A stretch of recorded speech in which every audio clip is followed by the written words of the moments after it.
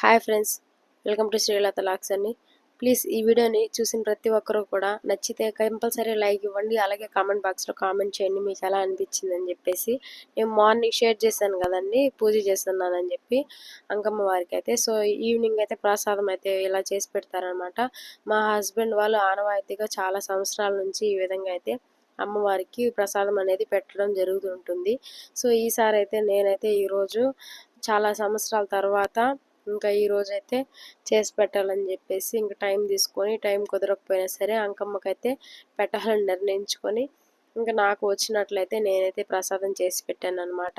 So ఇవన్నీ పప్పు దినుసులు, అలాగే మిరపకాయలు, ధనియాలు పొడి చేసుకున్నాను. అలాగే చింతపండు, ఉప్పు, ఒక చిటికెడు పసుపు వేసుకొని బాగా అంటే చాలాసేపు ఇంకా గ్యాస్ మీద పెట్టి మనమైతే ఇంకా చాలాసేపు ఉడికించుకోవాలన్నమాట. కొంచెం గట్టిగా వచ్చేలాగా.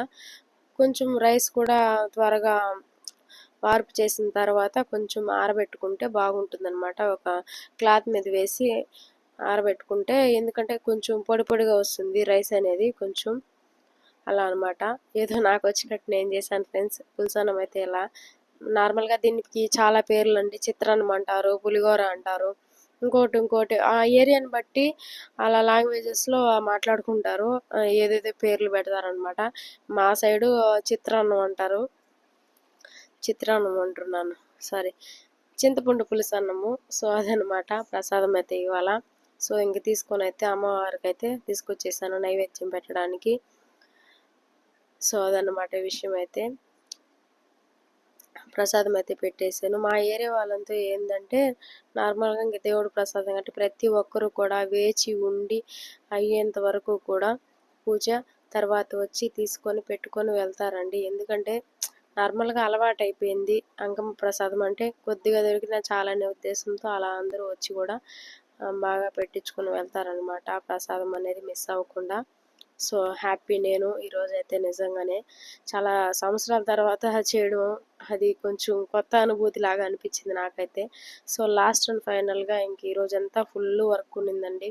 సో కర్పూరం అయితే వెలిగించేసి సాంబ్రాణి వేసి ఇంకా స్టార్ట్ చేసేసాను అనమాట. ప్రసాదాన్ని డిస్ట్రిబ్యూట్ చేయడానికి స్టార్ట్ చేసేసాను. సో చాలా హ్యాపీ అనిపించింది ఈరోజు అయితే మాత్రం నిజంగానే. ఈరోజు సంతోషంగా గడిచిపోయింది. అదనమాట విషయం. ఫుల్ వర్క్ ఉంటుందండి, అందుకు వీడియోస్ అన్నీ కూడా అప్లోడ్ చేయను నేను. ఏదో ఈరోజు చేయాలనిపించింది నార్మల్గా, ఇంకా టైం దొరికినప్పుడు చేస్తూ ఉంటాను అనమాట. సో ఫ్రెండ్స్, వీడియో నచ్చినట్లయితే కంపల్సరీ లైక్ ఇవ్వండి. మీ సపోర్ట్ అయితే నాకు కావాలి. సో నా వాయిస్ బాగలేదని మాత్రం ఏమనుకోకండి, కొంచెం 2 days